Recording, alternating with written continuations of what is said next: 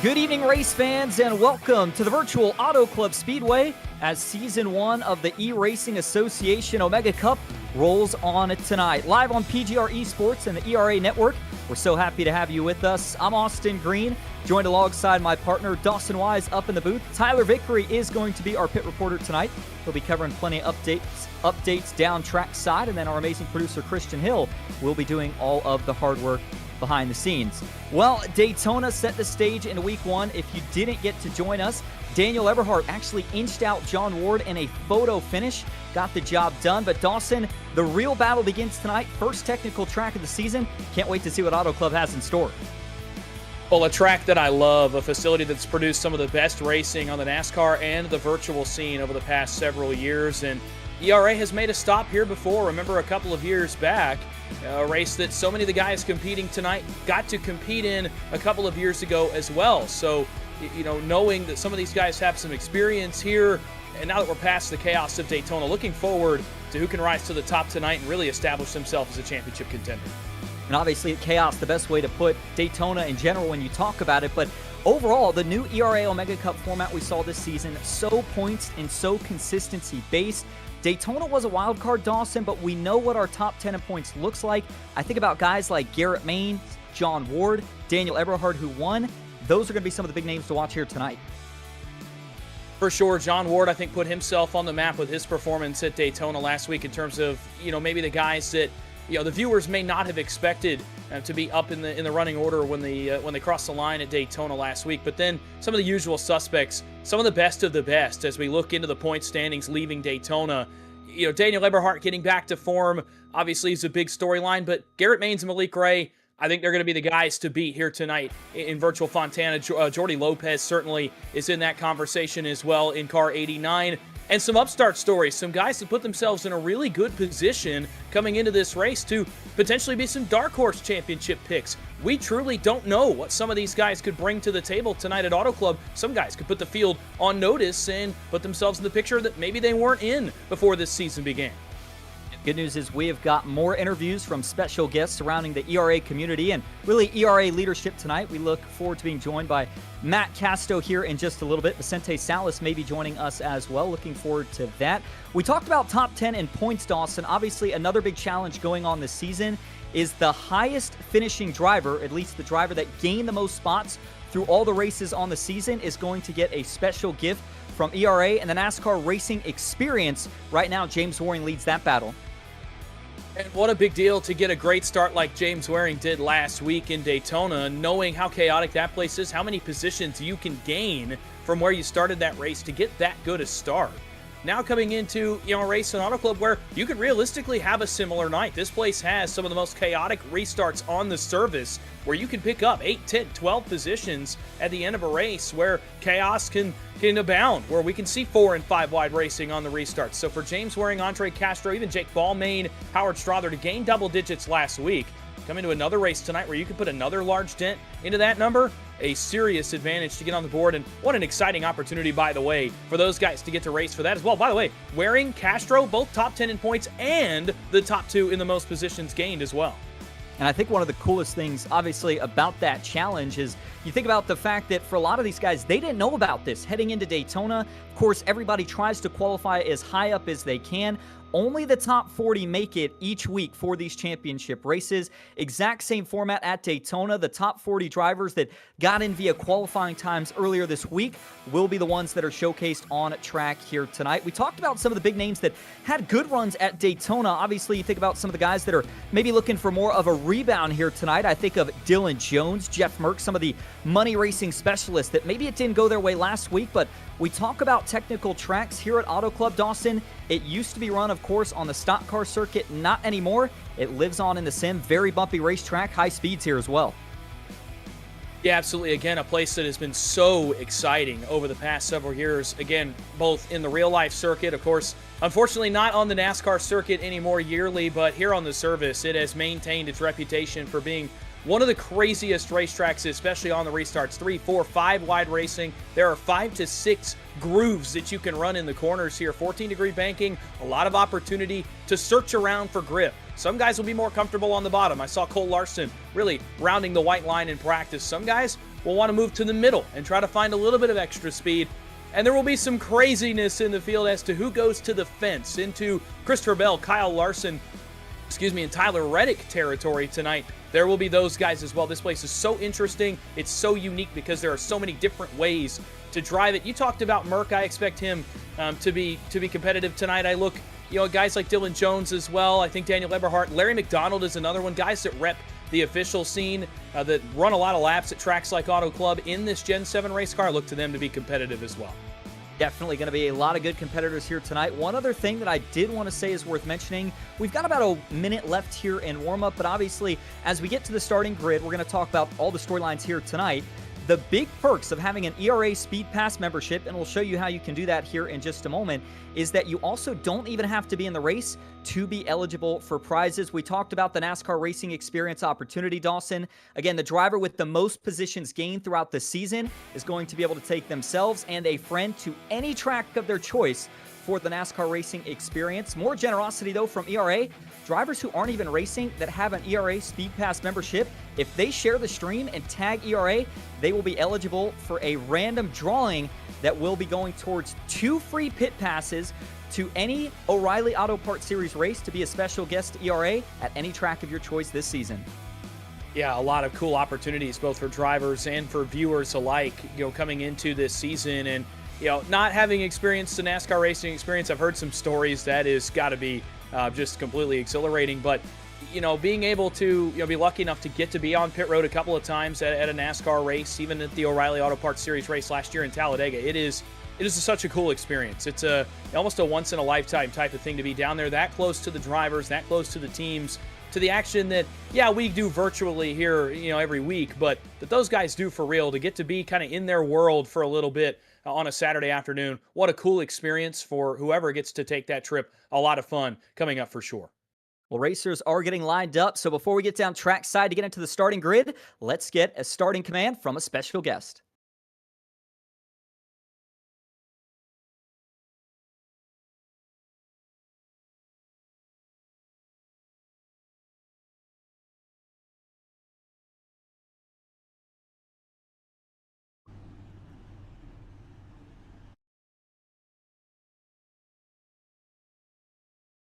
And as we start to wrap things up, we'll transition here in just a moment. Switching a few things over here on the broadcasting side as well. But obviously, you talk about ERA, the journey that a lot of guys have made from the sim world to the real-life events as well. And obviously, Dawson always good to get the fired up warm-up right here. Drivers get the command to start their engines. But looks like we are getting ready to get rolling. So we are going to start to turn our attention out down track side and get things kicked off with tonight's starting grid. The man who will take the pole here in the second race of the season, and obviously maybe a little bit surprising here, but in the best way possible, Andre Castro, who had a little bit of an up and down night last week. He will roll off on the pole spot tonight. He'll have David Petchall to his outside in second. Back in row number 2 here tonight, it is going to be Brian Hennings. That is one of the PGR drivers.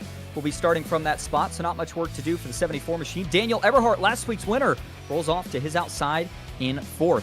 Back in row number 3, it's going to be Kyle Truddle starting 5th. He'll have Dylan Jones, who put down a 39.6 to his outside in 6th.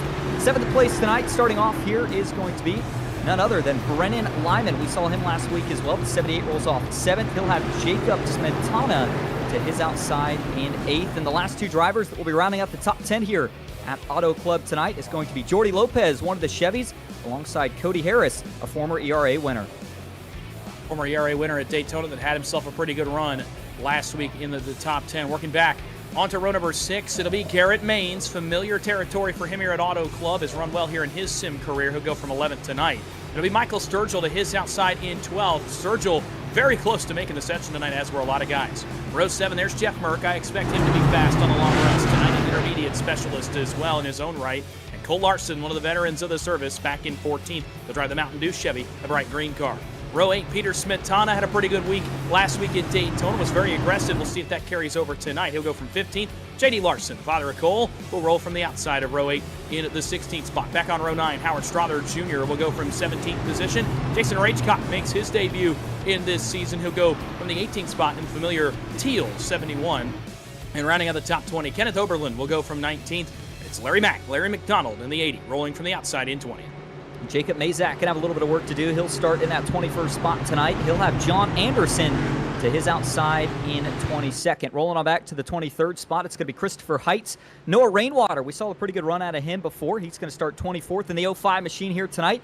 Back in the 25th spot, it's going to be one of the Fords, Brian Ewald. He'll have Brian Wall to his outside in 26th. Moving on back to row number 14. On the inside, it'll be Joseph Farley with one of the co-drivers, Malik Ray, to his outside in 28th. 29th, James Waring, and 30th is not going to be Christian Hill. He will be our producer. Julian Ricky starts 31st. And as we go back to 32nd, a few issues, but we'll keep moving on. Roland Lyman back in 33rd. Devin Lyons 34th. Back in 35th. Well, that's going to be it. The rest of the drivers not able to get onto the grid here tonight. But Dawson getting ready to go. Looks like we've got one more parade lap, and these guys, I think, are getting ready to get into it.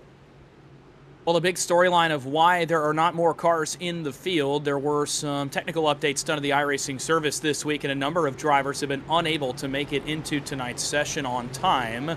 So unfortunate for the drivers that will not get to start tonight's race at Auto Club. An opportunity for others, though, that did make it in.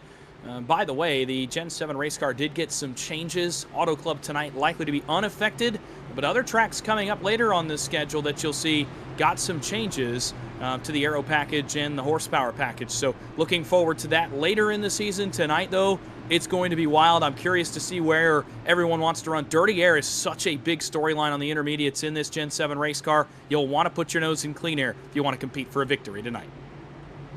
The field gets one more check of the tires. You see the lights are off on the pace car. That means we will be going green this time.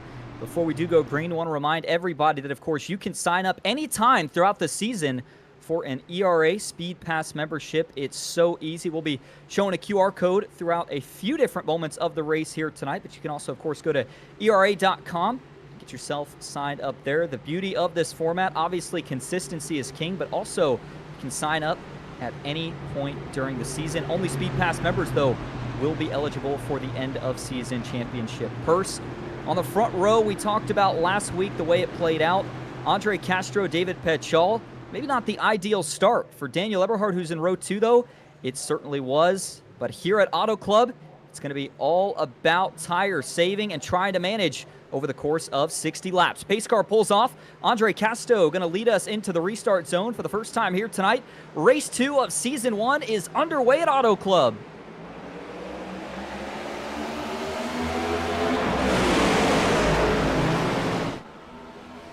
Oh, trouble. We got a number of cars around here, Austin. Jeff Merck, Cole Larson, and others may have spun the tires here on the opening start. And this is a considerable incident in the grass on the front stretch. Yeah, this looks like it collected probably 3 or 4 cars that have at least come to a halt. We got one car down near the pits. That's the 28 machine. Not the start at all that these guys were expecting here. And that is likely going to be due to a checkup if I had to guess. Boy, major damage here on the 24 of Devin Lyons. That right front is just about destroyed. Now, the good news here, and we didn't really mention this too much in the race info, but you do have one fast repair similar to what we saw at Daytona. So this isn't going to be necessarily a night ender for any drivers, but for guys like Jacob Mazak, Devin Lyons, who really needed a good points night, this is definitely not the start they were looking for. I'm looking at all of the cars involved, and there are a number of them here. It's actually going to be closer to 7 or 8 cars out of the 32 that started. It is a stack up on the inside is what I got to see on my first look at it. We'll obviously get our first look at it here in just one moment, but it does look like a stack up. And what happens when these cars stack up and you get hit from behind is it makes that car really light underneath. You can actually, if you get hit hard enough, it can lift the rear end off the ground just a little bit. I think that's what happened to Jeff Merkin as he went to hit the loud pedal and get going after a slow start with the checkup in front of him. He just gets turned around and right in front of the field. So helpless to be turned at that point. Merck is involved, Ragecock, Roland Lyman, Brian Ewalt, Brian Wall, Devin Lyons, maybe a couple of others as well. Here's your first look at it. Watch Jeff Merck, he's in the center. It's going to start 4 rows in front of him with the Trudell machine that started 5th. And around went Merck on the hit from behind. He got into Larson, and it is on from there. Look at him scrambling through the grass. And it was interesting, too. It almost looked like that inside line was starting to close up really quickly right as they were coming into the restart zone. A lot of times when that happens, it can start to cause some of these checkups, and it just snowballs the further back you go. And for most guys here, they may not really have even seen this checkup until it's already too late. Obviously, when Merck went up into Cole Larson, that turned him down the track, and kind of like a couple of moving roadblocks here as everybody's got to scatter to try to miss it. The good news for most drivers is that, well, we're really not up to speed. It was basically just after we crossed the start-finish line, so not a ton of damage on most of the cars that were involved, but we did note a couple of drivers there, including Mazak, and then, of course, a little bit further back, we talked about the damage to the 24 machine of Devin Lyons. So those guys going to have to get some repairs and obviously restart at the back here for our first restart of the night. Yeah, an unfortunate start. But again, you mentioned the one mulligan, if you will, in the pits in the form of a fast repair. And at a place that's not Daytona, certainly a little bit less stressful, I guess, to want to use that fast repair now on lap 3. I'm not positive that anyone will. Jeff Merck might. It was a pretty tough hit that he took from, I want to say it might have been J.D. Larson. So a couple of cars there that might use that one fast repair, but everybody else, I think, may have gotten away with it here. But again, at Auto Club on lap 3, a little bit different scenario than Daytona on lap 3. Go ahead and use that fast repair. This race, at some point, we expect to get spread out and to get into a green flag run that likely will encompass the entire 60 laps. So to use that now, certainly not the end of the world for the guys towards the tail end. But again, I don't think many of them were even going fast enough to have to require using the one fast repair in the pits. Yeah, likely not. And as we cross the stripe this time, lights are going to go off on the pace car, so we will be getting back to green flag racing this time. Maybe a little bit of a dress rehearsal there for what we're expecting to see on hopefully our first clean restart here, as Andre Castro will line back up on the front row with David Petschall. Those two qualified 1-2, and that's exactly where they'll start for the first restart of the night. Brian Hennings, Daniel Eberhardt still in row 2. No major shakeups through about, I would say, the top 15 or so, except for maybe 1 or 2 of the drivers involved in that incident that were inside of those positions. You look at guys like Larry McDonald, Kenneth Oberlin. As you start to get back towards the top 20, where everybody really had to scatter, that could be where there's a little bit of opportunity. You made up some positions through all that chaos and the checkups, and this restart, I think, is going to be a lot more aggressive, but hopefully a little bit cleaner. Yeah, anticipate the jitters are out now for these guys, and they know what can happen. That was a little bit different scenario. I thought on my first look that Jeff Merck just spun the tires and got that thing around, but again, a number of things going on at once. So assuming now everyone can get going, get up through the gears, at least up to 3rd or 4th gear, up through turns 1 and 2, these guys are going to want to get into a green flag run and establish a rhythm. Intermediate, it's so based on rhythm in this Gen 7 car. You have to hit your marks every time to be fast. Guys want to get this thing into a run, not have to consistently have a restart that interrupts that rhythm inside the race car. Well, it was a caution early before we even got to the start-finish line, but the field ready to try it once again. Long ways to go, but it's time to get it going here at Auto Club. Castro is going to lead us right back into the restart zone. Green flag is back in the air at Auto Club. This time, everybody gets up to the gears. Let's try this thing again here in Fontana. Further towards the back, some 3 wide. That's back around the Larson machine that's just involved in the first incident. Some 3 wide up front. Dylan Jones aggressive to the bottom. Nobody going down there so far except the 11 of Jones. Off turn 2, Castro away with the lead. Brian Hennings away with P2. Battle was for third, now it's for fourth. A pair of teammates there, Jones and Eberhardt, as Pechal used the outside to his advantage, back into 3. Most everyone runs the bottom 2 lanes. I gotta say, Austin, I'm a little surprised. Some guys out back, though, testing the waters up near the fence. Yeah, a little surprising, but you got to consider the fact that we are under the lights here. Normally that means that inside line's got a little bit more grip as the temperatures both in the air and on track start to drop.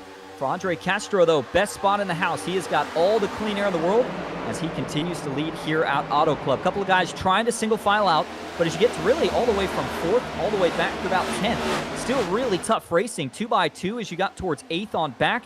But now they start to single file out a little bit more, and as each lap goes by, Dawson, you know tires start to wear out more and more, and positions are going to get much harder to try to make up. Especially, again, on this Gen 7 race car, tire management, especially with your front tires on entry to the corner, is so crucial to making sure you're able to rotate, especially at a track that's so momentum-based like Auto Club is. Now you see guys utilizing the draft. This is going to be an interesting portion of tonight's race as well. The draft pull in this Gen 7 car, again, an important part of maintaining your position. Now in the corners you can fan out. You see Michael Sturgill, about the highest I've seen anybody inside this lead group. He was back around Garrett Maines. Dylan Jones going the wrong way. He's going to back outside, almost outside the top 10. Now he'll file in right behind Cody Harris. But again, you want to manage your front tires, and the guys running the bottom abusing those tires a little bit more, even including Castro, who works down to the white line. They're going to pay for it later on in the run. And of course, the guys who experiment, not only are you saving a little more tire, you're also finding points of clean air, finding some momentum. David Pechal has been the most aggressive with that towards the front. He's run about 3 lanes off the bottom so far in this one. Not paying much dividend now, but I imagine it will later in the run. And speaking of momentum, Brennan Lyman in the 78 machine actually made a pretty good move on that last run right there. Was able to sneak by Dylan Jones on the outside off of turn 4. Got himself that spot. He now goes side by side with Cody Harris down the backstretch. And it looks like that outside momentum does continue to carry. We talk about boundaries, and obviously at Daytona, you cannot go below the apron to advance your position. Much different animal here. There is no out of bounds. I don't think we'll see it much. Obviously enough banking in the corners here where you don't have to utilize that apron much. Maybe a couple guys try it if we get any restarts through turn 3 and 4.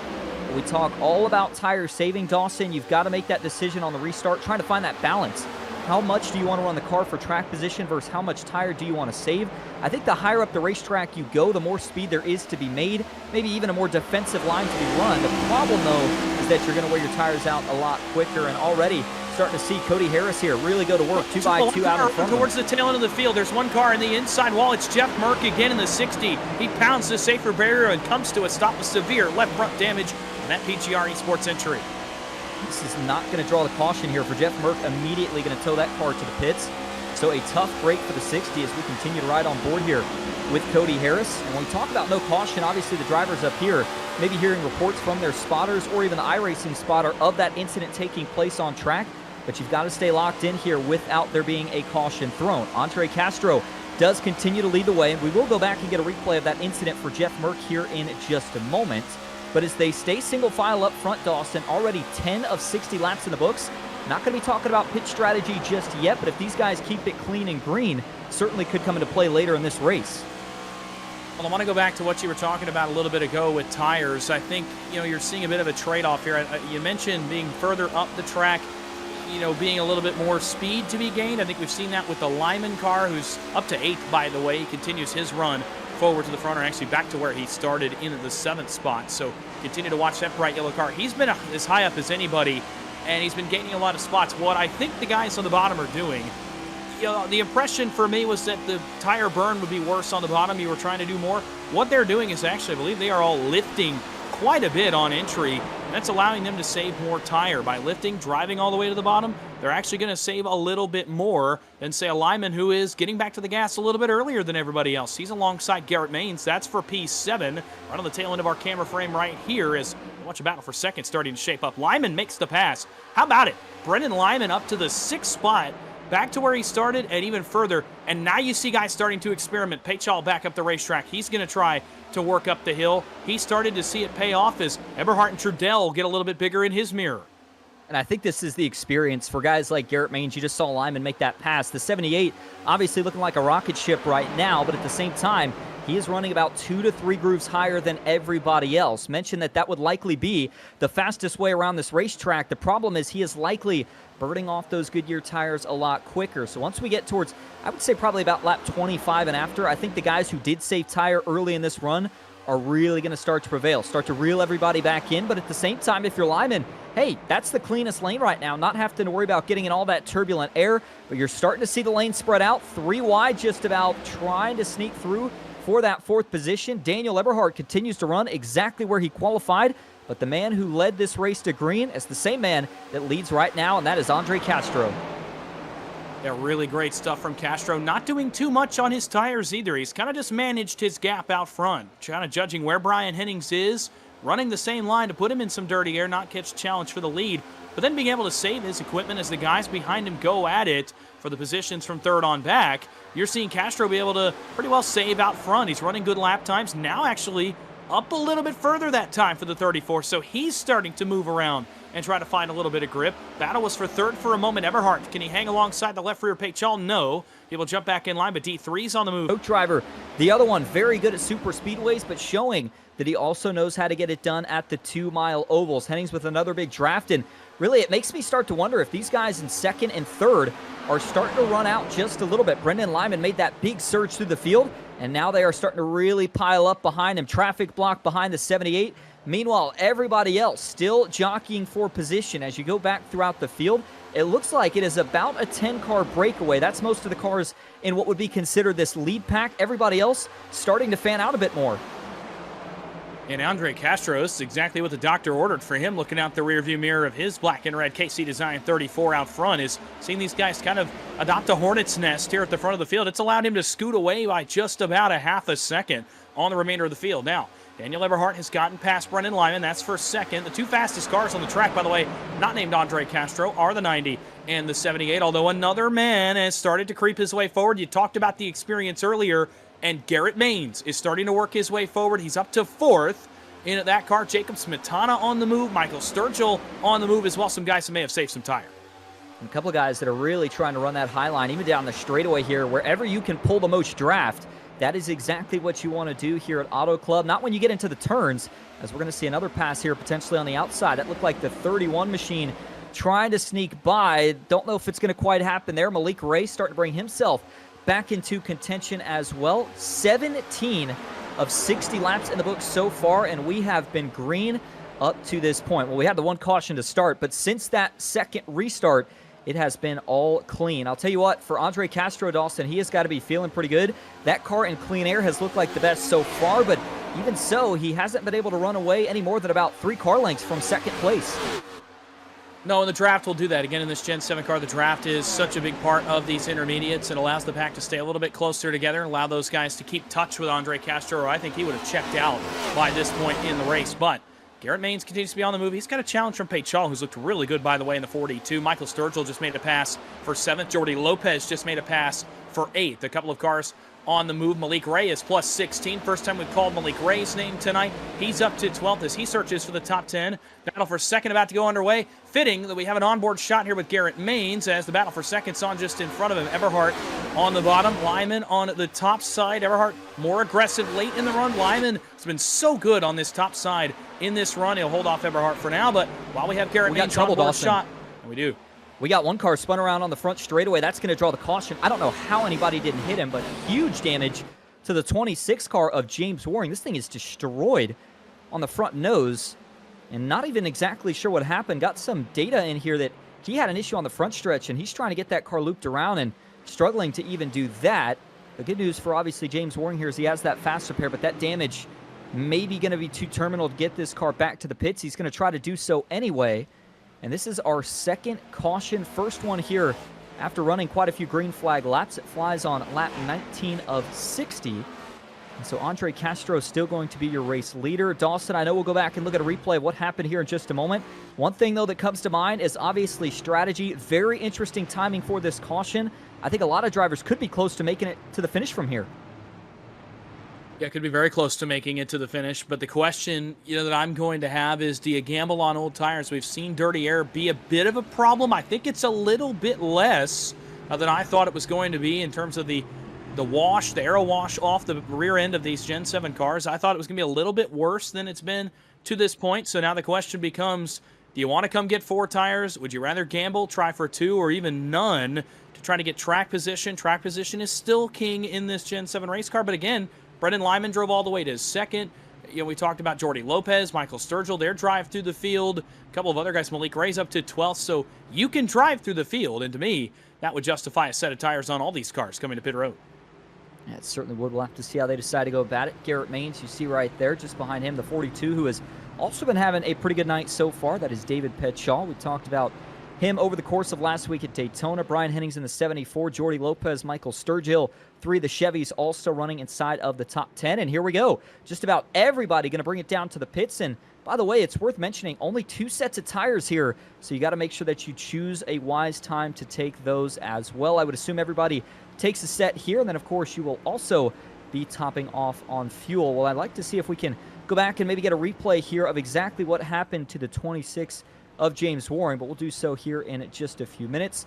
Dawson, obviously we talk about pit stops here, and looking back on this incident, it was the 05 of Rainwater there, and boy, maybe some slight contact from Waring in the 26, and wow, that's a huge hit to the outside wall as Waring gets involved. He gets clipped.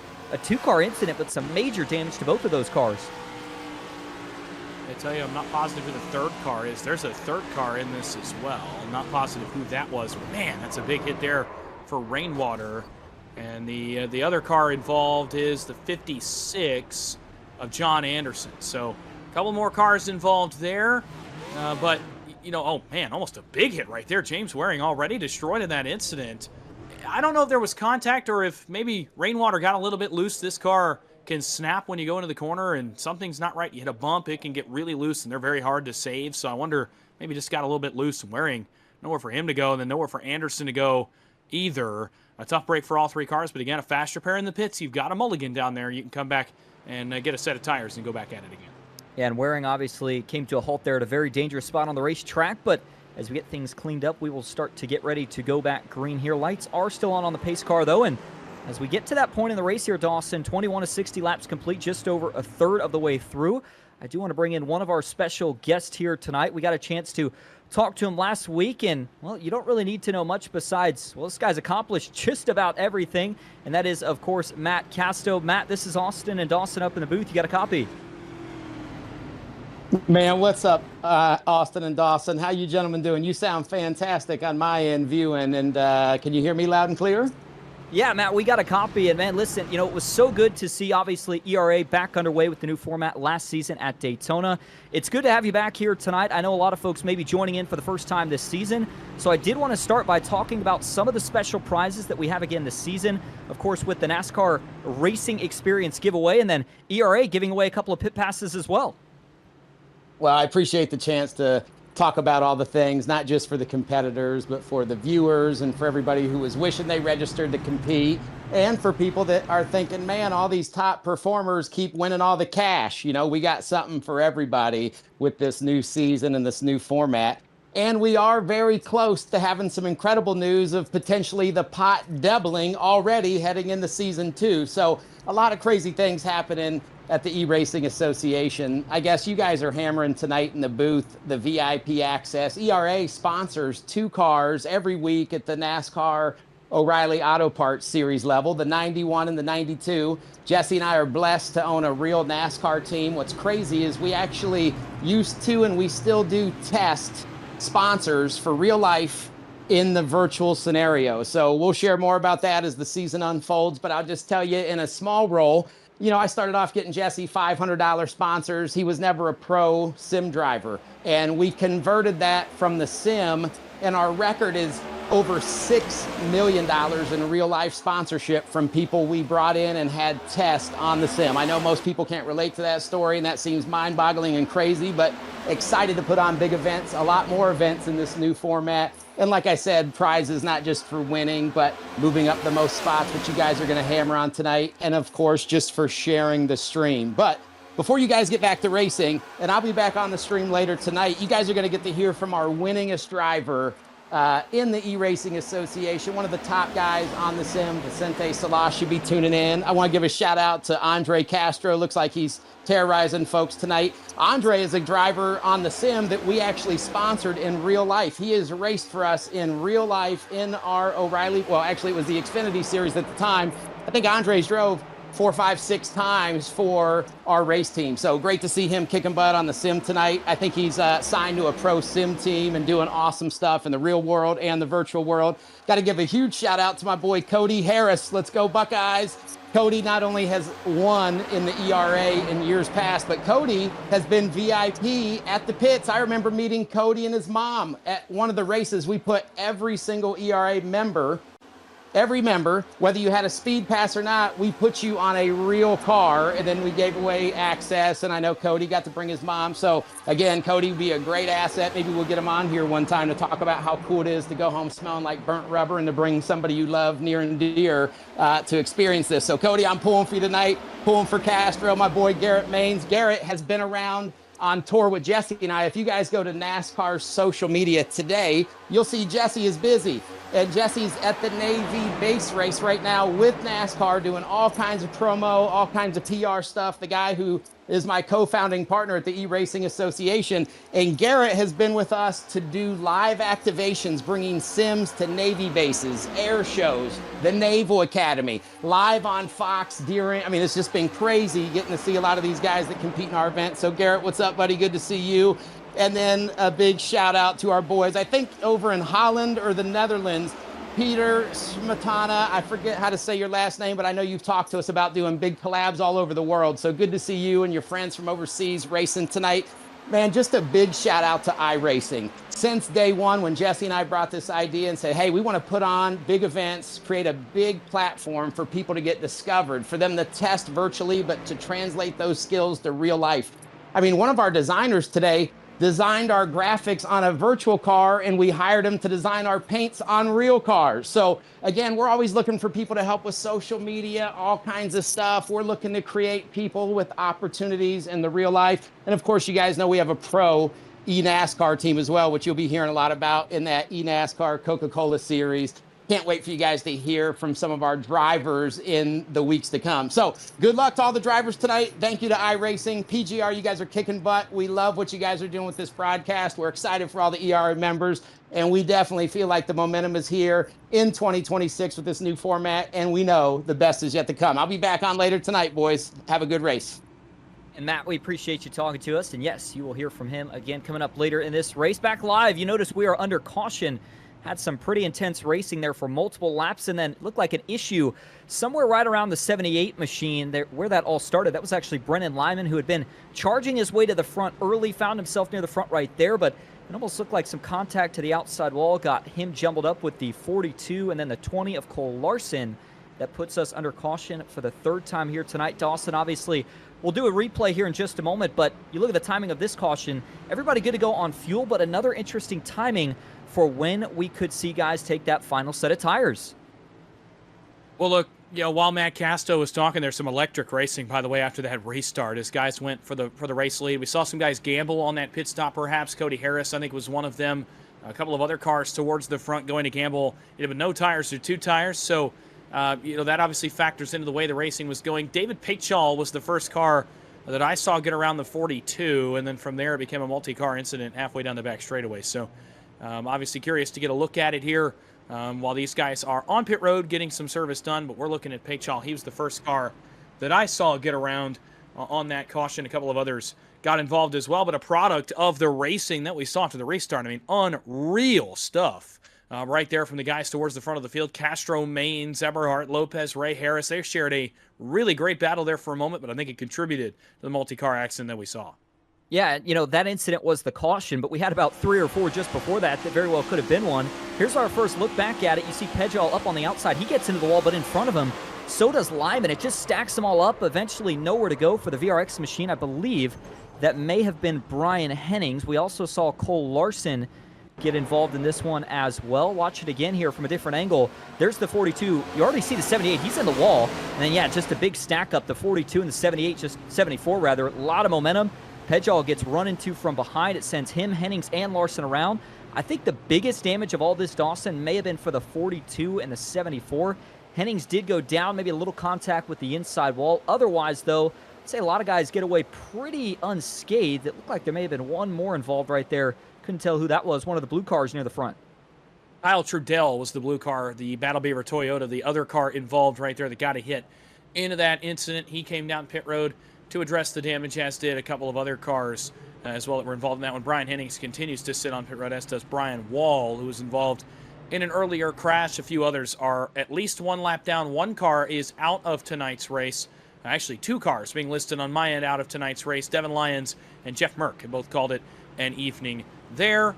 One to go on the pace car. As the lights go out, Andre Castro and Garrett Maines shared a brilliant battle a moment ago, but may have been contributed to by the tires that they took. A real quick hit downstairs for the first time. Tyler Vickery, what was the strategy like on that caution, and what are the discussions being had right here? A lot of the discussions been mainly just fuel. With the first caution that came out, everyone took 4 tires mainly, other than Cody Harris, who also took right sides only for that first caution. Cody Harris, as you can already see, has been holding up the 6, doing everything he can up in that top 5 as well. Another big info is, especially with Garrett Maines, as you've seen on the broadcast with him fighting, he is not in his actual sim rig. He is actually out in Fort Wayne right now, helping out with sim seats for, I believe, a customer, but he's also showing off the stream while he's also working on it and doing this race. So Garrett Maines still in a sim seat simulator rig, but at the same time, he's not in his usual spot. Well, it doesn't matter where he is. He is always fast. Garrett Maines currently sitting in that second spot alongside Andre Castro. Interesting tidbit. Dawson, we were talking during the break. We had heard that name quite a few times. We were trying to remember where it was from. Matt Casto clarifying that. Andre Castro, former / still current Xfinity, what is now the O'Reilly Auto Parts Series. And as we get back to green flag racing, he leads everybody across the stripe.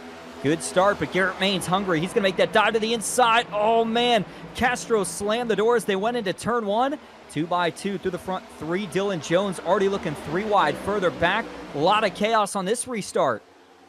Did you see the front of the field? The inside lane goes to the apron, going to turn 1, trying to get every advantage that they can. Not an out-of-bounds territory here at Auto Club Speedway. Guys trying to gain time, and Castro actually trying to get down there and block. That was a bit of a nightmare for some of the guys at the front of the field as they tried to get off into turn 1 and had to come back up on the racetrack from the apron to get their entry points. Up front, Castro did a really fantastic job defending Garrett Maines there in turn 1, but now Daniel Eberhardt is the challenger, and he's going to rip the fence. To the high rent district goes D3 as he looks for his second win of the season. Maines to his inside, but I imagine Daniel Eberhardt's going to have a nice little run down the back straightaway. The first guy to really test the fence. Look at the exit momentum that he got. He's right on the back bumper of Castro in 3.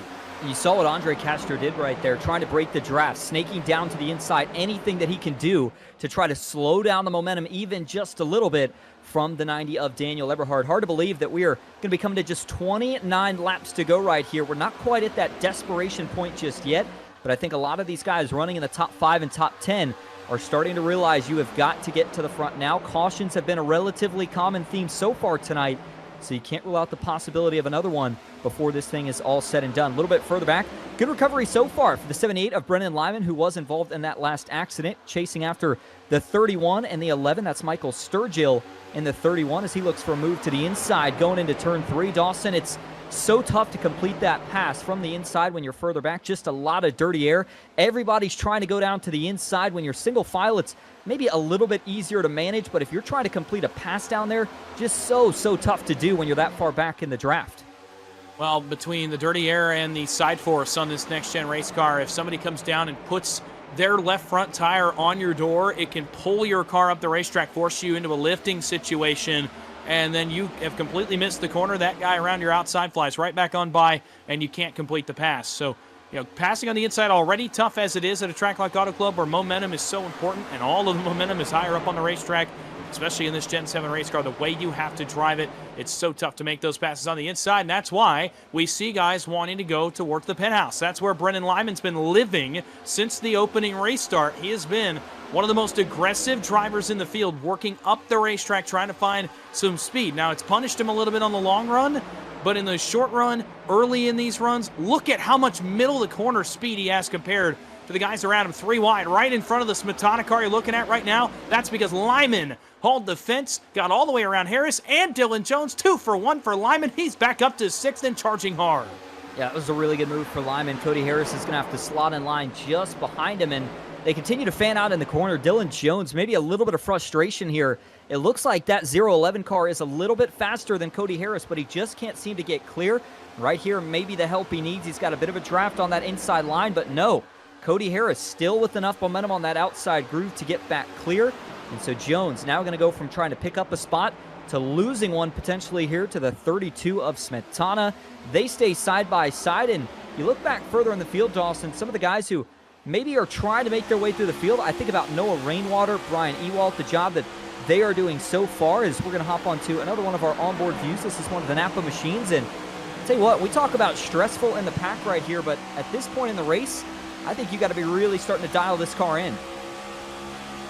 Yeah, absolutely. At this point in the race, you know what you have by this point. We ran a long green flag run there after the opening lap incident, and now at this point, you know which way you had to go on that opening pit stop. There are things drivers can do inside the car to fix the grip levels of these race cars, and things you can change in terms of your entry turn and the exit speed as well. You can do a little bit of tweaking inside the cockpit of these race cars. And the guys that have done this for a long time, they know what adjustments to make. You also have your rhythm dialed in now as well in terms of hitting your marks every time around. I think that's why we saw a few guys that I expected to be up front struggle a little bit early. Lopez and Ray are the 2 guys I had my eye on to be up front. It took them a while to get here.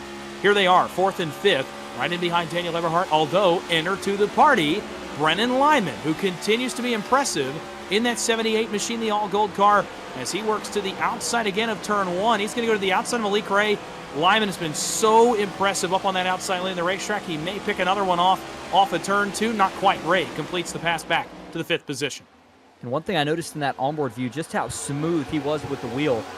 The more you have to turn the wheel, the more you're going to be burning off tires, especially during the corners here. But Andre Castro continues to take full advantage of this clean air out in front. The 34 has led the most laps so far here tonight as Garrett Maines continues to give chase. Jordy Lopez, Daniel Everhart, a little bit of side-by-side down the front stretch. Lopez aggressive on the side draft, trying to pull the 90 back, but to no avail. He'll have to get back in line just in front of Malik Ray.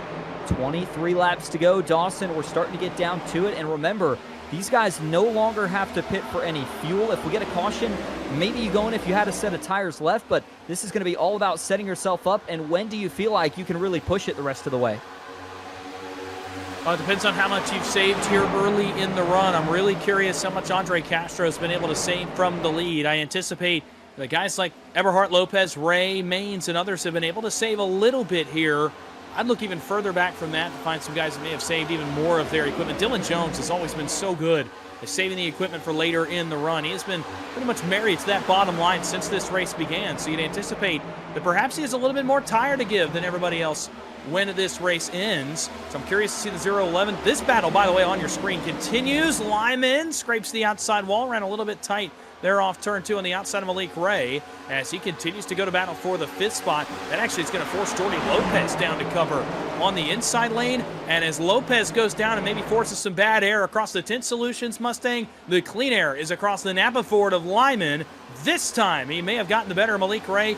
Brennan Lyman off to what could be a very, very good day for him if this thing continues on. He'll grab the 5th spot into 1. Ray challenging on the bottom, but we've seen how badly that inside lane has struggled tonight. Lyman up to 5th, +2 on the night, but looking for more. And, I kind of wonder here, Dawson, I was looking at it. For Malik Ray, he's picked up 23 spots from where he started this race at. And we know Malik Ray is a coke driver. I think he knows how to get it done in qualifying. But, of course, knowing about the new Biggest Mover Challenge throughout the season, it makes me partially wonder if the one car wanted to start a little bit further back, but whatever the deal was, it did not take him long to get to the front. He's still battling with the 78 of Lyman. He's got the inside, and I think for Lyman here, this has got to start to get a little frustrating. He's obviously got the momentum, but when they go down to the bottom on the front stretch, Malik gets just enough of a draft to hold even, and then obviously the short away around the racetrack through the corners is all the one car needs to continue to stay side by side. Andre Castro continues to lead. Garrett Maines really closing up on the back bumper, though. Now these guys could be battling for the lead here in the matter of just a couple of laps. Further back, you see Cody Harris to the inside. He's going to potentially lose a spot here to the 31. There's some good battles going on the racetrack right now. I want to talk about some of the guys that are on the move. Michael Sturgill back inside the top 10 for the first time in a while. You look at him on your screen as he approaches Jacob Smetana, and then what has become the battle for the 6th spot between Jones and Lyman. So watch out for Michael Sturgill, a guy that's run some pretty good laps here over the past several as compared to the race leader, but a couple of guys have gone faster now. Garrett Maines, a 10th and a half faster, looks to the outside of Andre Castro. This will be for the lead. Malik Gray, fastest on track, 39.95. Beyond them, Kyle Trudell continues to run good laps. He's up to 13th, recovered from his incident earlier in the race. But here is the battle for the lead. The Wiggin Water Technologies Toyota saved a little more tire than the leader Castro, and he's got the pressure on here, off 4 with just 19 to go. Yeah, last couple of laps, Maines has been about 1 to 2/10 of a second quicker for Castro here. Now to play defense, I think if Garrett's able to get by, he may set the sails and try to run away with this thing. They were a little bit more even that time, Dawson. Obviously, the closer you get to that car in front, especially if they run the same line through the corner, the more dirty air you're going to have to contend with. Garrett trying to change it up just a little bit. To the inside, he's got a big run, but not quite able to get there and make the side draft work. But man, really put a lot of pressure on Castro right now, filling up his mirror. Sometimes that's all it takes, Dawson, to make one of these guys slip up and make a mistake. And we coming to 17 laps to go. If these guys get too racy, watch out. Jordy Lopez, Malik Ray, not too far behind. They're trying to close in on the leaders. I was just going to mention those two cars coming out back from 3rd and 4th. They are two that saved some tire earlier in the run as well. What this battle up front is going to do with Garrett Maines hounding Andre Castro for the race lead, what it's going to do, it's going to force both of those cars to burn more tire than they want to. Castro drives away from Garrett Maines, powers away from the one in turns 1 and 2, but he's burning more of his equipment than he wants to here down the back straightaway. Advantage Lopez, Ray, Eberhardt, and the rest of the field if that keeps going the way that it is. Now this battle is ended. They can kind of go back to where you were managing your equipment a little bit until Garrett gets back to him. But again, advantage 89, advantage 1. I think biggest advantage, Dylan Jones. I think he's done the best job of saving his equipment to the guys up front, and he is slowly closing in on these guys 3rd, 4th, and 5th. Jones running some of the best laps on the racetrack right now. That one a little bit slower. Best lap actually last time. Jacob Smetana ran about a 10th faster than the leaders. We talked about Dylan Jones maybe not having the best points day last week at Daytona. Here tonight, though, obviously looking a lot better so far. Still 15 and a half laps where anything can happen. A late race caution could obviously throw a wrench into the strategy of a lot of drivers, but I think right now the top 5 all still well in contention to try to win this race. It'll once again be 15 laps to go when we cross the line this time. We just talked about points for Dylan Jones, and it is worth mentioning if you're just tuning in for the first time this week, new format here for the ERA Omega Cup Bowl. Well, it used to be individual bowls. It's now 15 championships broken down into 3 seasons. Each season consists of 5 races. Points are accumulated over the course of those 5 races, and then a top 5 payout will be delivered at the end of the season. To be eligible for racing, all you got to do is really join ERA. If you want to be eligible for the payouts, you do have to get an ERA Speed Pass membership. It's very simple. Just visit ERA.com, and you can register for that Speed Pass right there on the homepage of the website. Obviously, a big expansion this season, Dawson. And it's done a lot. I mean, we saw the racing at Daytona. That's about what we're used to seeing for super speedways. But even here at Auto Club, you can tell a lot of these guys know the importance of keeping the car clean, keeping yourself out of trouble, being consistent. Here comes Garrett Maines back to the inside. The one car trying to go to the lead. It's time they're going to get side by side off turn 2. Almost some contact between the 2 leaders. This time, Garrett Maines gets the line that he wants. To the inside, he'll run deep into turn 3. New leader in Fontana, Garrett Maines powers to the point. He'll slide up across the nose of the 34 and now try to set sail. Now Castro gets the rim run. Off turn 4, will try to reset. Has to block, does Garrett Maines. Crossover by Castro. Here comes the 34 to the inside. Maines down to side draft. You see, Castro has to work off the apron. Maines has to let him there. And Maines will have the rim run again. Castro drives deep into turn 1. I don't think that he'll be able to clear up on Garrett Maines, but he is certainly going to try. He might just get there off turn 2. Slides out complete. New leader Castro again. And look at the two driver cams, Castro and Garrett Maines on the bottom of your screen. These two are going at it. They both look like they are intense, like we're coming to really 2 laps to go, but this could very well be the battle for the lead. And man, for Andre Castro, trying to keep Garrett Maines in the dirty air. It seemed like the one car may have been a little bit better as he closed the gap, and as these two continue to battle, here comes Jordy Lopez and Malik Ray. They have closed it into about 3 to 4 car lengths within the leaders.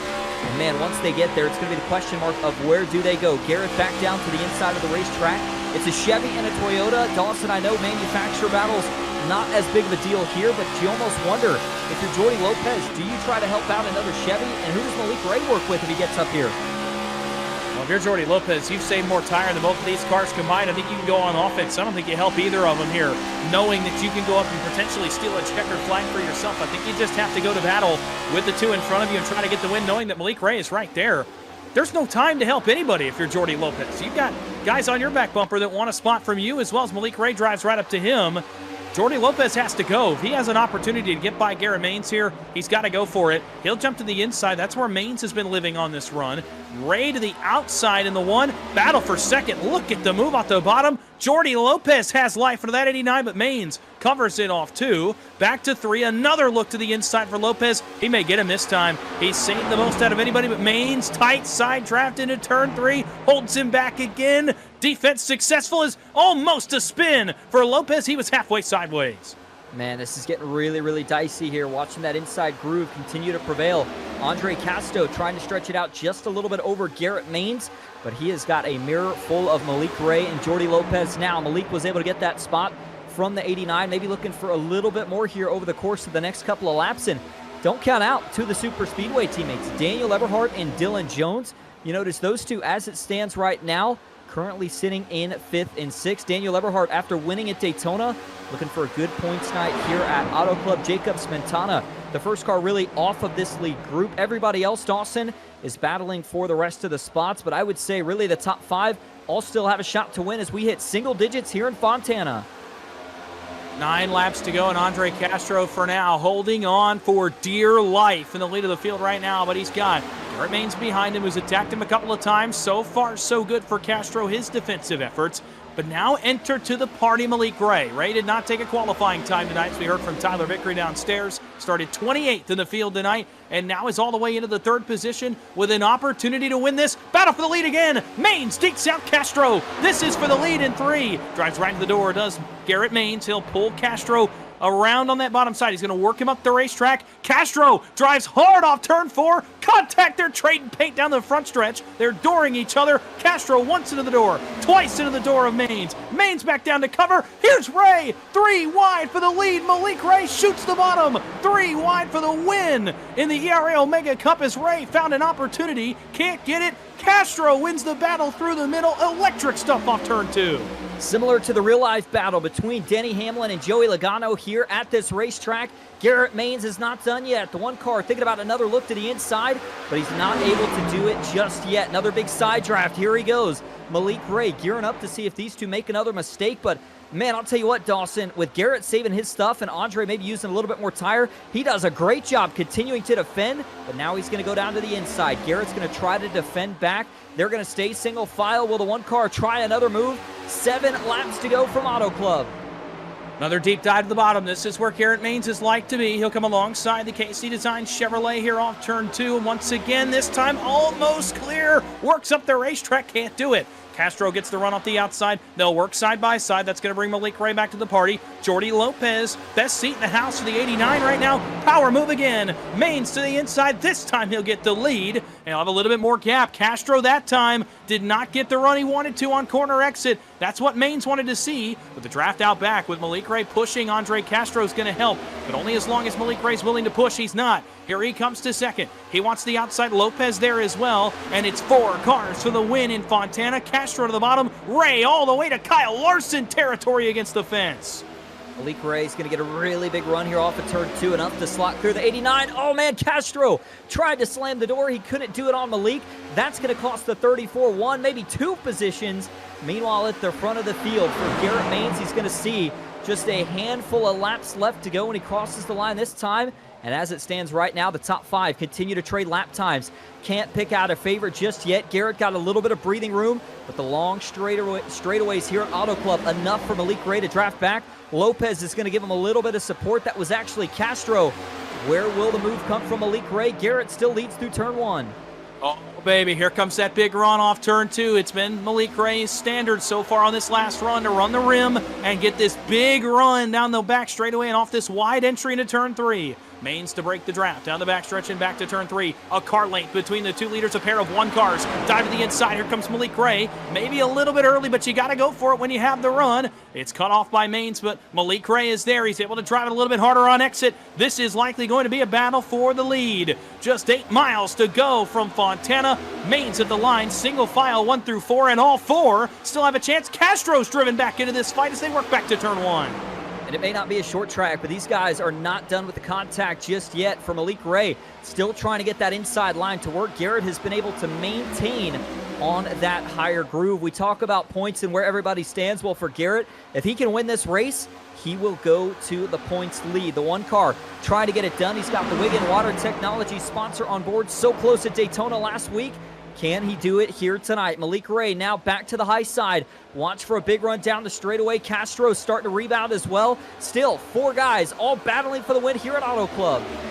Here's going to be an opportunity for Malik Ray. He's going to have to dive into turn 1. He's going to look to the outside. Gets the wall, perhaps, trying to get to the right rear of Garrett Mains. He wants to commit to the top. Mains gives it to him, but Malik Ray has to lift out of the gas. Avoid that arrow wash off the back end of the 1 Toyota. Able to better run here off turn 2. Castro to his back bumper is going to look to the inside. Battle for second is what Mains wants to see, but Castro dips back in line, trying to get all 3 of them back into this fight. Breathing room for Mains. A lap car will go to the outside wall and prevent anyone from running the fence. When they get back, only a pair of laps to go as Jordy Lopez fights Ray for second. They may be all out with 2 laps to go. Yeah, that was the real-life experience right there for Castro, trying to keep Malik and himself in contention. But you're right, Dawson. Is that enough of a gap for Garrett Mains to try to run away? 0.2 of a second, but for Malik Ray, he has not fallen out of the draft yet, still staying on that higher groove. Garrett continues to run the bottom. For Lopez and Castro, they continue to battle for third, and as they rocket down the straightaway, Garrett doing everything he can to break the draft as Lopez has a little contact with Castro in the back. That's for third. Those 2 are letting Malik Ray and Garrett Mains drive away. Castro, another big drive to the inside. He's going to try to get all the way alongside Malik Ray here into turns 3 and 4. It was a bonsai move to try to contend for the win. I don't think it'll quite be enough. White flag is up. 2 more miles to go from Fontana, and what's been a classic. Mains leads back to 1. Malik Ray may have 2 more opportunities to dive. Where does he do it? Does he do it down here? Does he do it in turn 3? He'll do it right here. To the inside comes Malik Ray, trying to get alongside Garrett Mains. Can't do it, but can he get alongside him? And if you're Malik right here, trying everything he can, Garrett looking out of the mirror, not able to get there, but now Garrett's got to switch back down to the inside. Final time into turn 3. What does Malik got? Does he make the desperate dive? Is there any contact? No. He's going to shoot it in and then try to back up the corner. Final time off of turn 4 for Garrett Mains. The 1 car comes up 2 spots short last week, but tonight it is going to be a Hollywood finish. Garrett Mains wins it at Auto Club. Ooh, contact for second as Ray and Castro get together. They'll cross Ray and Castro in that order. But for Garrett Mains, really for all 4 of these guys, I mean, bravo, a standing ovation, a classic here at Fontana. I said it at the top of the show. This place can produce some incredible racing, and it delivered here tonight on a Wednesday night as 4 of the best in the business go to battle for the last 20 laps and put on a show, a well-earned victory for the 1 of Garrett Mains. And for the driver who has done it both in real life and in the sim, when he's able to get a smile that big, you know it means he really enjoyed the racing. Malik Ray, Castro, and then, of course, Lopez gave him just about all he could handle there over the course of those last 10, really even 20 laps when Castro was the leader. And these guys showing why they are some of the top in the sim. Obviously, big win for Garrett Mains. This will propel him into the points lead just barely over Daniel Eberhardt. A good finish for him as well. But right now, the celebration is all about the 1 car. Garrett Mains' first win of the season. Dawson, with the performance he put on tonight, look at the rest of the season. This may not be his only time burning it down in victory lane. We know the skill set of Garrett Mains. We know how well he can run at these intermediates and the experience that he's had over his many years on this service. And it was tested tonight in a big way. And again, massive props. I know they're not going to walk away with wins tonight, but Malik Ray, Andre Castro, Jordy Lopez, They gave Garrett Maines everything he could handle and a little bit more at the end of this race. So to get to go to victory lane, and again, to see the reaction that we saw, what a moment for Garrett Maines to know it means that much. And this wasn't even the championship race, by the way. Race 2 of 5. He's still got to go out for 3 more weeks and put on a performance similar to that to win a championship. But to know that this win alone means so much. A huge deal tonight for Garrett Maines. He earned it. Absolutely, and we've still got a lot to go over in your post-race show coming up in just a few minutes. Before we get to all that, we got to talk about your results here tonight. The man who, of course, got the job done, we saw him be the winner in that crazy battle towards the end of the race. That is the Toyota, the one car of Garrett Maines. He finds victory lane in the second race of Season 1 for the ERA Omega Cup. Malik Ray comes up just a bit short tonight, taking home that second spot. Andre Castro, the last man to round out the podium. Jordy Lopez will take home a fourth-place finish. And Daniel Eberhardt, one of the Fords who, of course, got the win last week, but also had a good run tonight. He finishes in fifth and will likely still find himself in the top 3 in points after tonight. Dylan Jones finishes in 6th. For Jacob Spintana, a little bit of a crazy start, but he was able to get that 32 machine back up inside the top 10 before it was all said and done. Kyle Trudell finishes in 8th. It's going to be Michael Sturgill in the 31 finishing in 9th. And then Brennan Lyman, we talked about his night, was fast early, involved in a caution through the middle portion of the race, but by the time it was all said and done, he's able to finish inside the top 10. And I think you'll take it if you're the 78 of Lyman, knowing how this race went for you and knowing who you got to compete against. That's a really great run. He put some guys on notice tonight. Noah Rainwater goes 11th. David Pinkshaw back into the 12th spot. Cody Harris in 13th. Ran up front a number of times tonight, just not meant to be. Peter Smetana, 14th. Pretty good recovery for Cole Larson. Ran as high as 11th on that last run. Finishes 15th. His dad, J.D. Larson, right behind him in 16th. Howard Strother Jr. back in 17th. Brian Ewalt in 18th. Jacob Mazak in the 19th spot. Christopher Heights finishes back in the 20th spot. Last car in the top 20. And as we get back outside of the top 20, it's going to be Kenneth Oberlin, the first driver to finish 21st. And a couple more Chevys in 22nd and 23rd. Brian Hennings, we saw some speed early out of the 74, involved in a later caution, not able to do much better than 22nd. Larry McDonald finishes in 23rd. Rollin Lyman finishes in at 24th. It's going to be Julian Rickey in the 97 car finishing in 25th. John Anderson in 26th. James Waring, last week's biggest mover, not going to have as much success this week. He finishes in 27th. Joseph Farley in 28th with Brian Wall in 29th. And it's going to be Jason rounding out the top 30.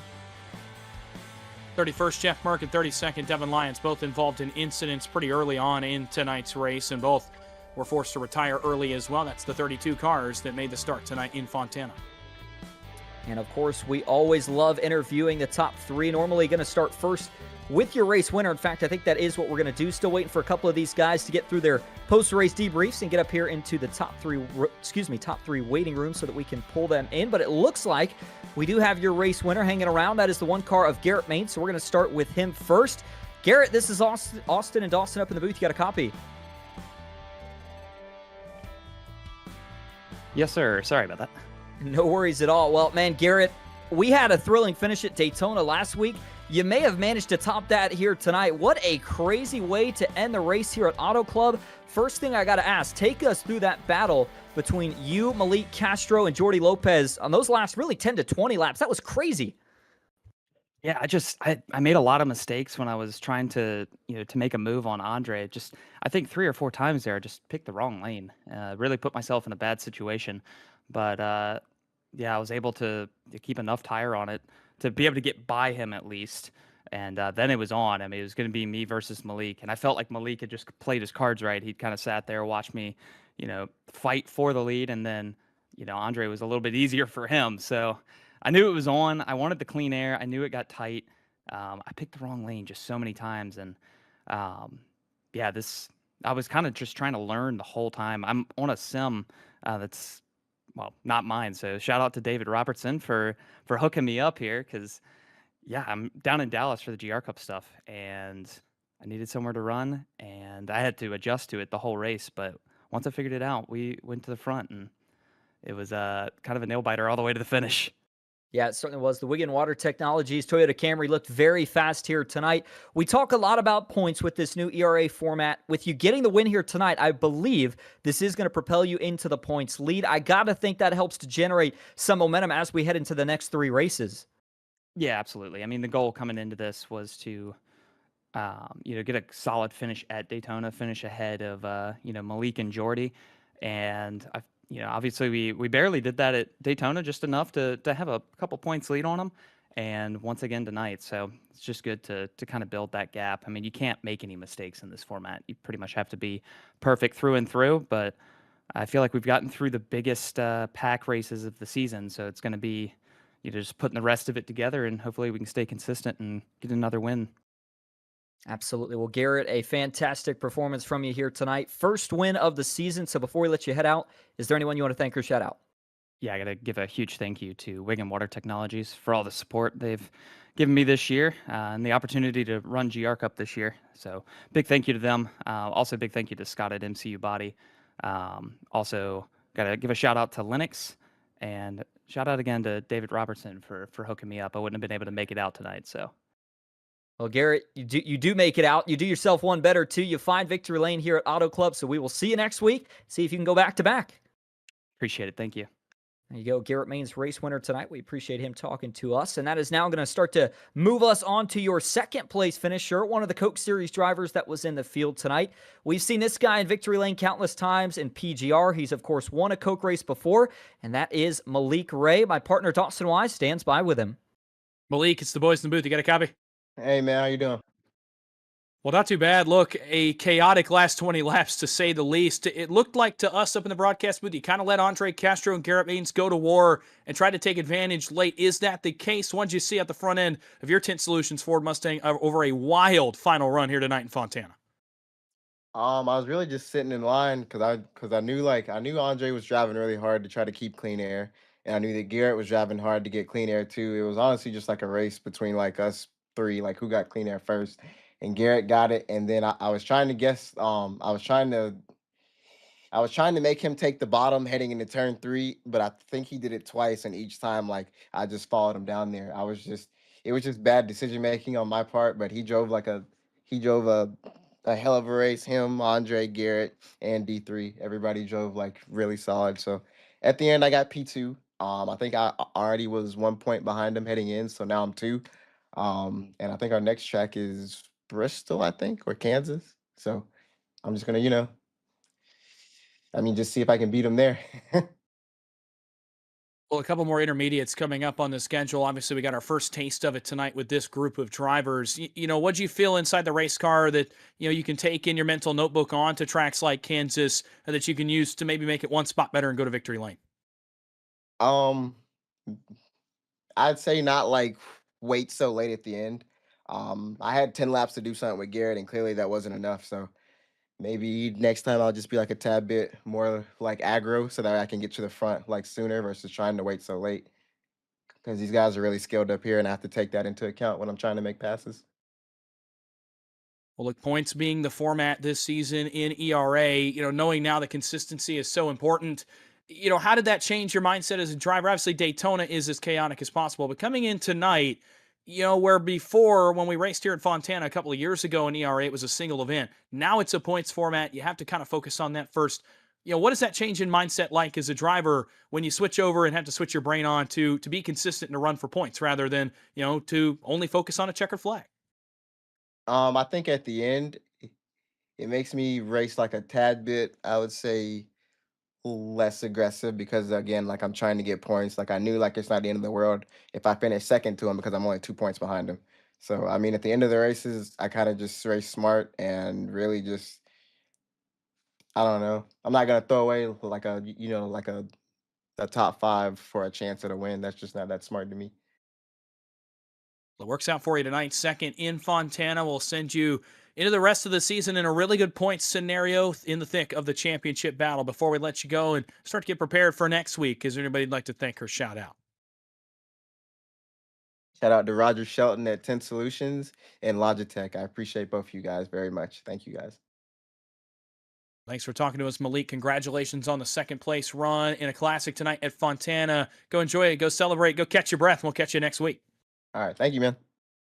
And unfortunately, it doesn't look like your third place finisher, Andre Castro, will be hanging around for any post-race interviews. So Doesn't look like we're going to get to hear from him tonight, unfortunately. We are still going to try to bring in Matt Casto here in just a few minutes, though, for a couple more words from him before we wrap things up. One thing I want to talk about, Dawson, obviously great racing here tonight. I'm not going to lie. I didn't think we'd see anything to top Daytona this season. I think Auto Club was on par, if not better. I mean, you had 4 guys that were already top 5 in points coming into this race, going at it there at the end. And, speaking of points, John Ward obviously not making the race tonight, so he's going to fall out.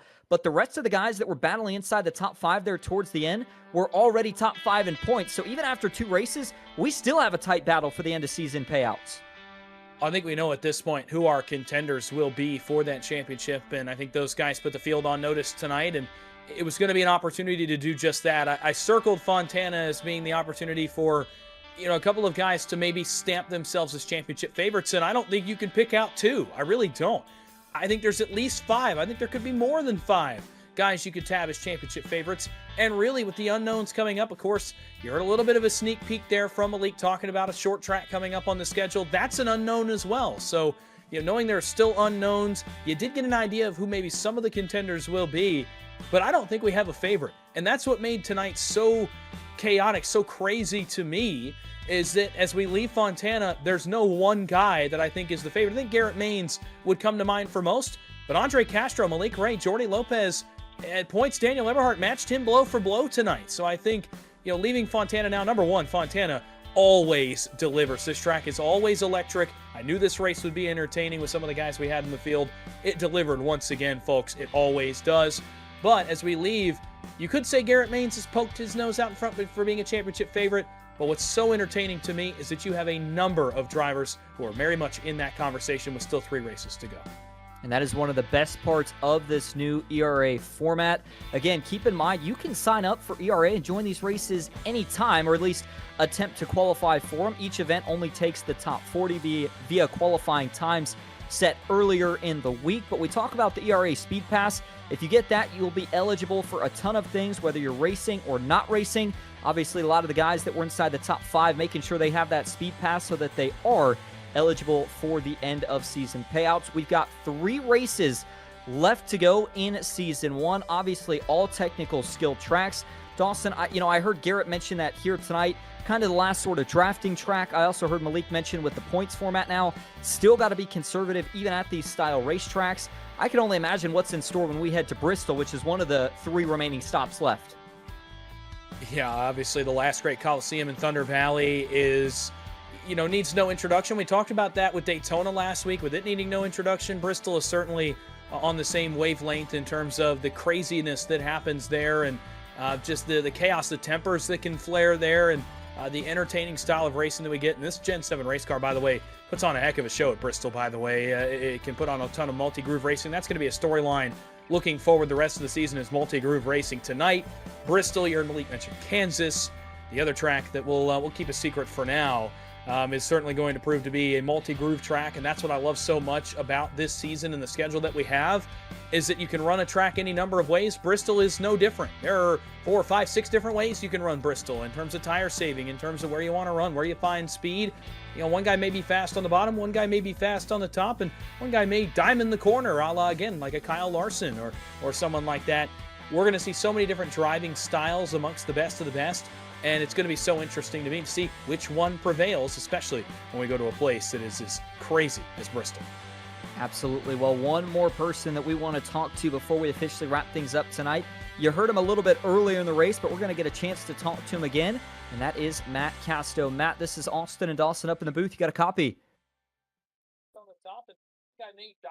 Hey, what's up going on, guys in the booth? What a entertaining show tonight. And I would just ask all the viewers that stuck around, are you not entertained? What a show the front put on. And a big shout out to the folks that were out there riding around in the middle and the back. I mean, what a great place to see lines to take, skills to learn, and what it's going to take to work your way to the front of the field in these series. So super entertaining. Congratulations to everybody. Great broadcast from the PGR crew. You guys in the booth are phenomenal. Big shout out to everybody working behind the scenes. And again, as you guys pointed out, these events are free.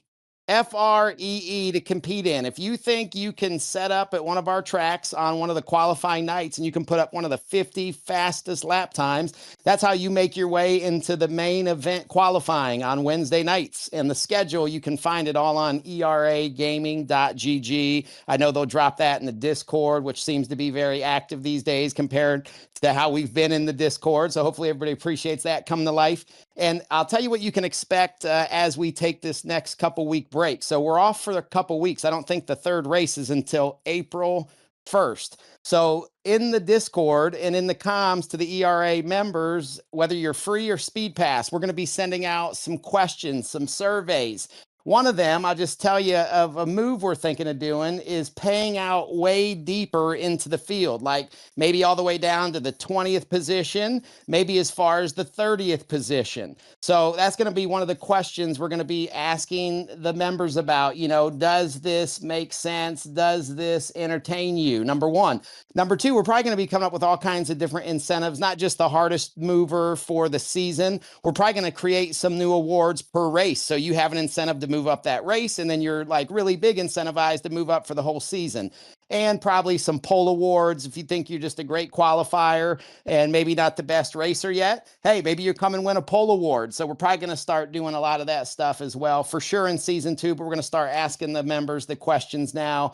And, you know, the other thing is we're going to talk about your favorite tracks. We're going to even do something ERA's never done, and we're going to talk about your favorite cars. Could you see ERA shaking things up and moving from only a next-gen car and throwing in the Truck Series or the O'Reilly Auto Parts Series or something else that the members want to do? So the future is bright. Everything is exciting over here. The ownership is turned up to 10. Obviously, again, with iRacing giving a great channel to broadcast on, PGR bringing all the desktops and computers around the world to life on the screen. And on behalf of all my partners, you know, Jesse Iwuji, Steve, Kevin, Tim, Sean, we love you guys. Congrats to Garrett Maines tonight. It was so fun to see everybody. I also saw another one of our former winners, Mike Sturgill, in there tonight, so I didn't get to give him a shout out earlier, but man, we're excited. What a great show tonight, boys, and I'll turn it back to you in the booth. I'll see everybody on April 1st. Last thing, ERA with iRacing and with eNASCAR has major news coming out in the next 24 hours. So stay tuned to all 3 of those social channels. You'll be in for a treat. You'll be excited. And we can't wait to share that with you. So we'll be back April 1st. Remember, you can compete for free, but you must have a speed pass to win anything we ever give away, whether it's VIP tickets to watch one of our real cars race in real life, whether that's a real car that you get to drive in on a real NASCAR track through our partner with the NASCAR Experience, or whether that's winning the cash and the prizes for competing on the track. So great job tonight, boys in the booth. Thank you to everybody again, and I'll turn it back out to you guys to wrap us up. And Matt, we appreciate you talking to us. Looking forward to the rest of the season and all that ERA has in store. Well, we're going to start to wrap it up. Dawson, last thing before we officially close it out here tonight. Obviously, you know, Matt talked about a lot of the cool things that ERA is doing. Mentioned that it's free to enter all of these races. If you want to see your car on the iRacing YouTube network and actually across multiple iRacing platforms, you can do so for free. If you want to be eligible, though, for any end-of-season payouts, you do have to sign up for an ERA Speed Pass membership. You can do that by scanning the QR code in the middle of your screen. Dawson, before we end it, final thoughts on what we saw here tonight? Electric, to say the least. I think Matt Casto summed it up well, and it's a phrase that escaped me at the end of tonight's race that I wanted to use. Are you not entertained? And if you weren't entertained by that, I'm not sure you have a pulse. I'm not sure that you actually like racing that much if you didn't like what you saw at the end of tonight's race. And if that doesn't want you to, make you want to come back and watch the rest of the season, I don't know what does. Some of the best on the iRacing service, and veterans of this service going to war for a win tonight in Fontana and a classic finish, a great race all around, a lot of green flag runs, a lot of moving around to find grip. That's going to, again, be a story of the season with a couple more intermediates coming up where you can search and find grip in this next-gen car, even including the short track trip to Bristol. Again, chaotic at points, but at the end, again, just a battle between some of the best on the service. Garrett Maines stamps his name in as a potential championship favorite, but he's got a hungry group of contenders behind him. What an intriguing season coming up that continues in just a couple weeks. I can't wait to see where this season goes from here. Well, 2 races down, 3 to go. We're going to be off for a few weeks, but when we come back, Thunder Valley, we head to the Last Great Coliseum in Bristol. Looking forward to what that one has in store. Tonight, it was Garrett Maines who finds himself in victory lane. First win for him this season, and he is now going to take over the points lead. Want to once again give a big shout out to all the sponsors who, of course, make ERA possible for everything that they do. Also want to take the opportunity to thank our crew up here in the booth, our producer, Christian Hill, all the hard work he did behind the scenes, our pit reporter, Tyler Vickery, my partner, Dawson Wise, and I am, of course, Austin Green. We will see you next time. Until then, have a good night.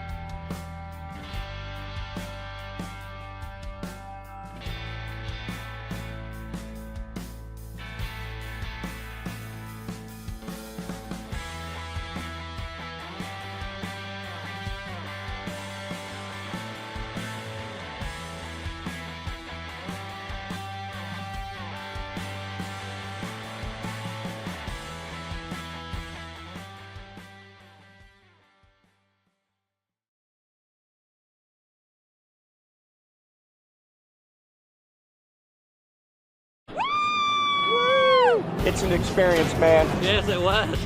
Hell yeah, that is real. That is real. Experience NASCAR like never before. Take the wheel at NASCAR Racing Experience now. Racing isn't easy, but experiencing it is. iRacing puts you in the driver's seat with the industry's leading sim racing game. Drive on laser scan replicas of the greatest racing circuits from around the world.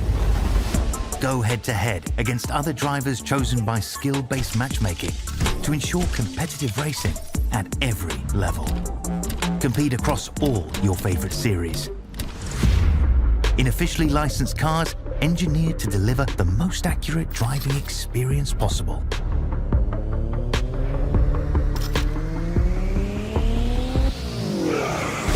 Join a race or host your own with players from across the globe. Race against the computer or in a league with friends. Feel the thrill behind the wheel. Visit iRacing.com.